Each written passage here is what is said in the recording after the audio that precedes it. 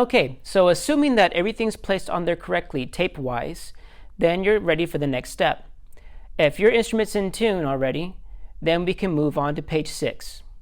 On page 6, we're going to talk about fingerings, all right? And for the violin, the fingerings are going to look something like this. Now make that shape if you can. Put your index finger out, your pinky out, and then put the middle two fingers, middle finger and ring finger together like I have here. Now this is with your left hand, not your right hand. Your right hand's for plucking and bowing. Your left hand is for the fingering part on top of the neck of the fingerboard on your instrument. So make sure you can make this shape first, because that's pretty much the shape or spacing you're going to have for your instrument in first position that we're learning today. Let's place the violin on our shoulder and get our left hand out from underneath to make it a square shape from our thumb to our first finger.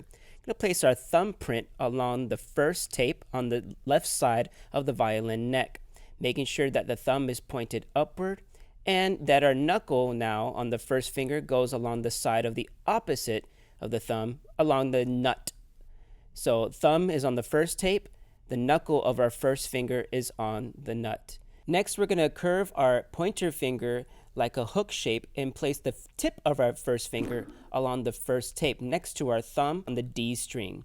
And we're going to make sure that the first finger tip is placed directly on the string, pushing the string into the fingerboard. What's also important is making sure that you make a nice straight arm, not bending your wrist forward or back, making sure you make a straight line from your knuckles down to your elbow.